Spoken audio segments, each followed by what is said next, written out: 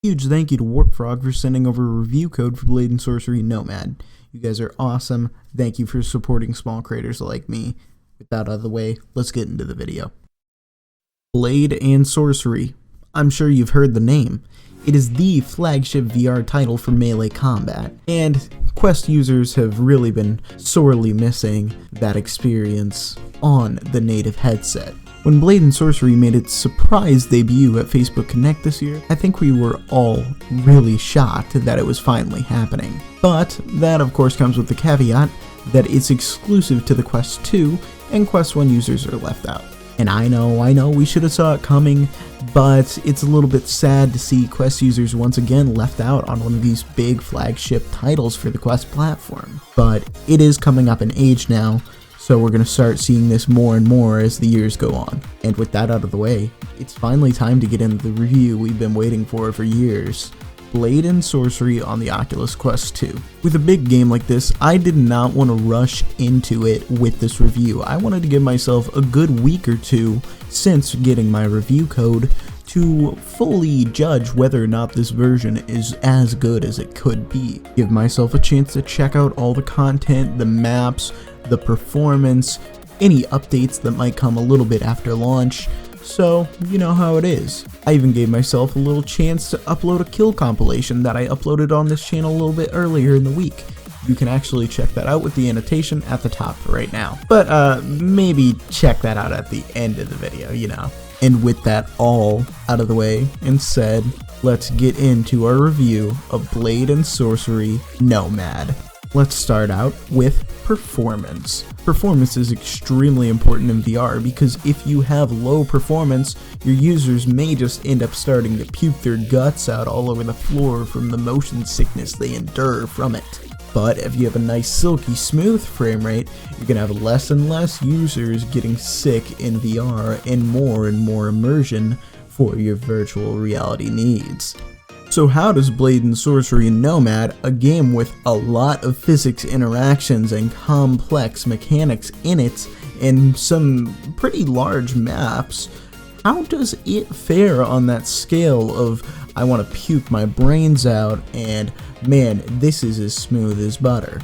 Well, for the most part, the frame rate is relatively stable on most maps. I did experience some frame rate issues on the market map, but for the most part, it's pretty stable. Now, when you go to attack some enemies, especially if you enable the extra experimental blood options, which are experimental for performance reasons, if you go in and enable those, you may start having performance issues on all maps. So just be careful with what you're enabling and just know that you may have some stutters throughout your playtime with Blade and Sorcery Nomad.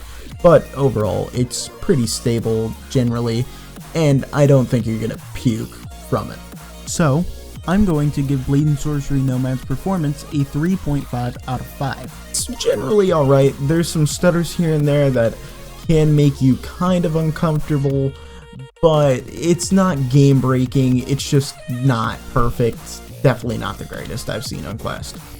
Next up, we have visuals and presentation. If we have awesome visuals in VR, it really adds to the immersion and makes the experience so much better. So how does Blade and Sorcery Nomad do it? And does it push the Quest to its limits? Let's start out with the presentation and the UI. UI in Blade and Sorcery Nomad, just like the original PC VR release, is superb. Everything you need to access all the time is right there and intuitive to access whenever and wherever you are in the game. If you want to deck out your loadout in your main hub, all you have to do is walk to a table with a book on it, select the type of weapon you want, and then click spawn. Place it where you want it on your body, and you're good to go when you go into your next map. You're decked out in your loadout, and you don't have to go through a bunch of sub-menus selecting the enchantments you want or the weapon you want. You just click what you want, and you get it, and you're good to go. Super simple, super intuitive. Then, to go select the map you want and go play in, you just walk over to the other side of the room, select your map, and you're good. It's super simple, and I just like it. But once you are actually in, how does the game actually look? Everything here looks pretty great. The character models and weapons look especially crisp. and most of the textures look pretty great with some low resolution stuff sprinkled throughout, but it's mostly on the stuff that you're not seeing generally all the time, with the exception of a couple main map elements that look especially bad. So overall, the visuals are pretty good, about as good as I'd expect out of the Quest 2 version of this game, and I think Warpfrog did a great job porting it over and keeping the general visual style of Blade and Sorcery, while also actually optimizing it so that it can actually run on the Quest in the first place. I'm going to give visuals and presentation a 4 out of 5. It's a generally good looking aesthetic, and they did a great job porting it over. However, there is some elements that just don't look very good at all. But visuals mean absolutely nothing if your gameplay is bad. So how does Blade and Sorcery Nomad stack up gameplay wise? And gameplay is the highlight of the game. I can't stress this enough. This is the best melee combat you can get in VR. There's no debating that. On the Quest, it's even more so. There is no game I've played that disputes this other than maybe The Walking Dead Saints and Sinners. But even that's a little hard to say that that's even close to better than this. The sheer amount of physics interactions and the level of interactivity here is just, it's absurd. The combat is fantastic, and it really fulfills my dreams of having that melee combat game that I kind of wanted on flat screen games for all these years of my life. Let's slow down for a second. Let's talk the Nomad specific things for a second. One of the maps is actually completely absent at launch. From what I have heard, the developers do plan to release it in a post-launch update, and that map is Citadel. However, for now, that map is completely gone, and you're going to have to wait if it ever comes at all. We just don't know. And on top of that, without mods, natively you can only have a maximum of 3 enemies on screen.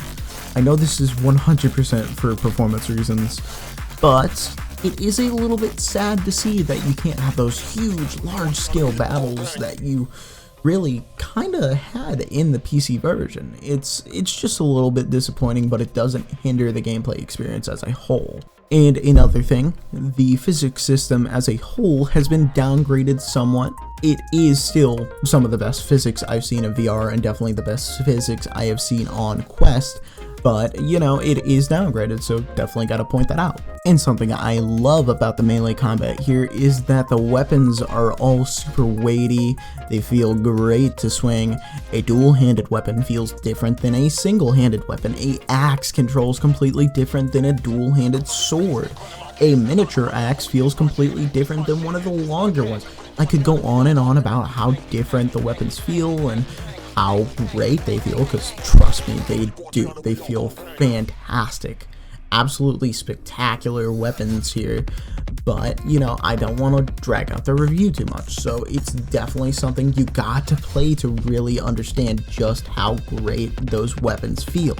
And you're getting all of this in a $20 4GB package, and sure, you're missing one of the maps, but you're overall getting a lot of content, a lot of different weapons to play around with and master. It's just a ton of stuff to play with here. It's a true physics sandbox, and I can't recommend it enough for that gameplay. So good. I'm gonna give gameplay a huge 5 out of 5. I have no complaints about it other than there's a little bit of missing content from the PC release, but seeing as they update the game all the time on PC, I can't help but feel that they're going to do the same and bring that content over eventually to the Quest. And last but not least, we have audio.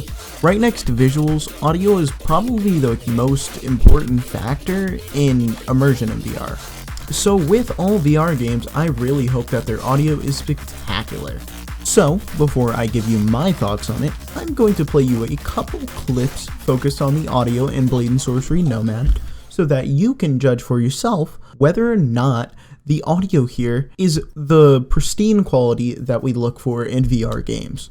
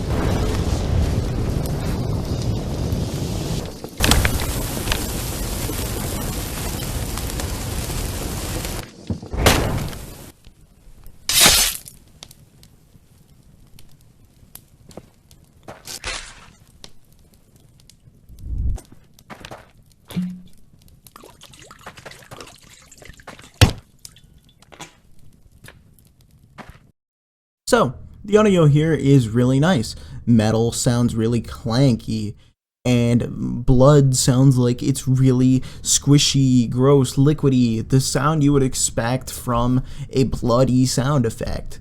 And on top of that, the environmental sound effects here are really nice as well. If you're walking around, you can really hear the sounds of wood beneath your feet and the grass beneath your feet, or the kick as you kick someone's metal, or an enemy as they scream in pain, as morbid as that sounds, is really immersive and really nice in my opinion.